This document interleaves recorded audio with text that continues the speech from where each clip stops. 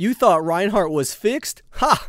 When they tried to fix Reinhardt, they kind of overfixed him, so now he does things that he wasn't supposed to before. And they also broke Doomfist with the same change?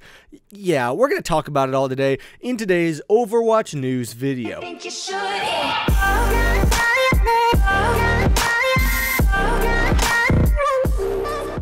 So we're going to start with Reinhardt, talk about him. They fixed a lot of things with him, his fire strike, his charge, his hit reg in general. Everything feels a little bit smoother, and things that should have landed definitely land now. But there's a small problem, and that is Reinhardt and Doomfist's charge and rocket punch abilities are broken, specifically when they're used against each other. Both charge versus charge, Doomfist versus Doomfist, or Doomfist versus Reinhardt's charge, it doesn't work, like, at all. Here's what happens. Head on, the situation kind of works the way it's supposed to. You both get knocked down, which is the way it's supposed to be. It is very buggy though, like the knockdown distance is ridiculous. You could be nowhere near the enemy Doomfist and you'll both get knocked down sometimes. And furthermore, if you're hitting someone from the side with your rocket punch or your charge, and they are in their rocket punch or their charge, you will get stunned, but they will not. So if Reinhardt is charging across your face horizontally,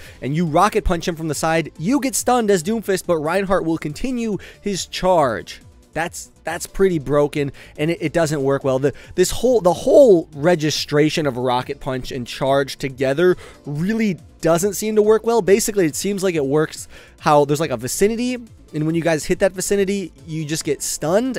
I honestly can't explain it. It does not work properly, though. I've done a little bit of testing on it. It only takes 5 minutes in the PTR to realize that it is broken. Good news, though, Doomfist's Seismic Slam is working pretty well now. If you were paying attention to the PTR changes, you'll know they actually ended up breaking it on accident. They made it so you couldn't raise elevation with it, but that's not why it was broken. That was intended. The bug was that when you were looking up while trying to Seismic Slam, it would go on cooldown even if it didn't go off. That has been changed and fixed now, so when you're looking up, if it doesn't go off, it won't go on cooldown, and you can't gain as much height with your Seismic Slam anymore. If you get to a ledge and your feet are just like right at the edge, you can Seismic Slam up to it, but if it's any higher, like you're only at vision height or middle body height, you will not be able to get it. Earthshatter has been noted to still not work properly. They say they're going to fix that in the next patch, the following one to this one. So you'll have one more patch where Earthshatter doesn't register all the time, and then after that, Ryan should be back to being good again, or, well, working again. No saying if he's going to be meta or not, but at least he will work. In other news, something I actually mentioned the other day in a video was that I think Blizzard should tell us when one of our reports was successful in Overwatch. So when you report a player, I think it'd be great to have some feedback every once in a while. It just says, hey, a player you reported was banned, or action has been taken. That way you feel like something's being done. But they said no.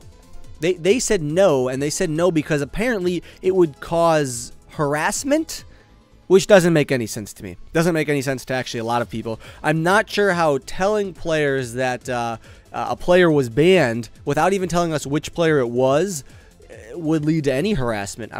I honestly don't see how that would make sense.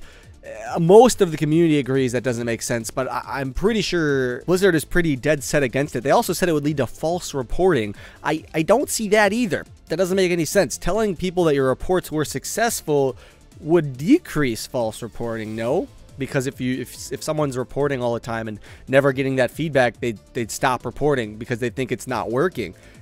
I don't see what Blizzard's logic is here. Tell me if you get it. But honestly, I can't really wrap my brain around what Blizzard is trying to convey here. But wait, it wouldn't be, because Jeff Kaplan just responded and said that it was just miscommunication. So nothing to see here, guys.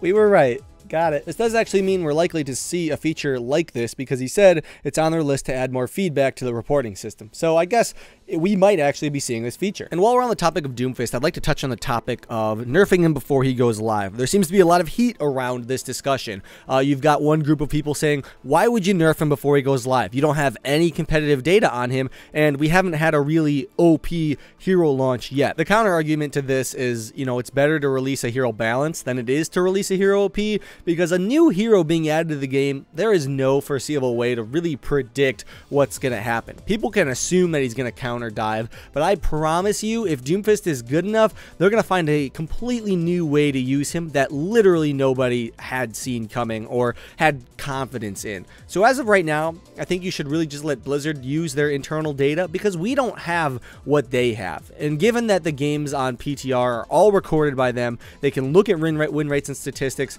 They're the ones right now with the power. And on top of that, I don't think Doomfist really feels too weak now. He feels pretty fair, and if he is too weak, he will be buffed. People, stop worrying about it. He's still a cool hero, still be fun to play, and no matter what, people will still insta-lock him for at least 2 weeks in competitive, which, by the way, when he's released, he's going to be disabled from competitive for 1 week. That was confirmed by one of the Blizzard lead engineers. Following this, let's talk about win rates on all of the maps that aren't control point maps, those that have an attack and defense. Jeff Kaplan himself actually released a list of all win rates, attack versus defense, from quick play on every single map, and almost all of them are hovering right around 50-50. There's one outlier, and we'll talk about that in a second, but let's first talk about the general trend, which is that an attack and defense is very well balanced. I think this actually surprises a lot of people because, well, 2CP notoriously feels defense-sided, especially when the second point is so close to the spawn. Even though they've tried to fix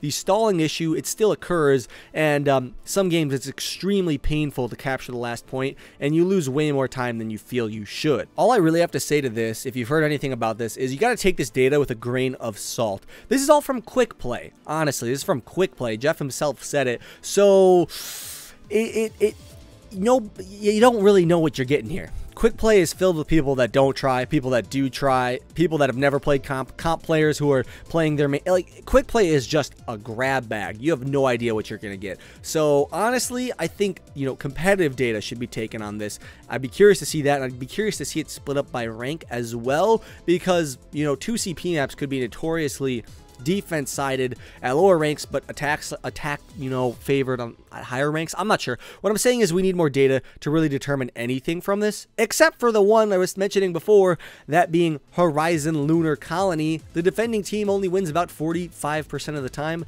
The attacking team wins 55% of the time. So what that tells me is that Horizon, like a lot of people have said, is truly an attack favored map because, well, the defending team, there's nowhere good to set up. There's nowhere good to defend from, I guess, the point. But the attacking team has the advantage in that they can switch heroes around to adapt to your defensive playstyle, and you can't really switch heroes around to adapt to the attacking side unless you die.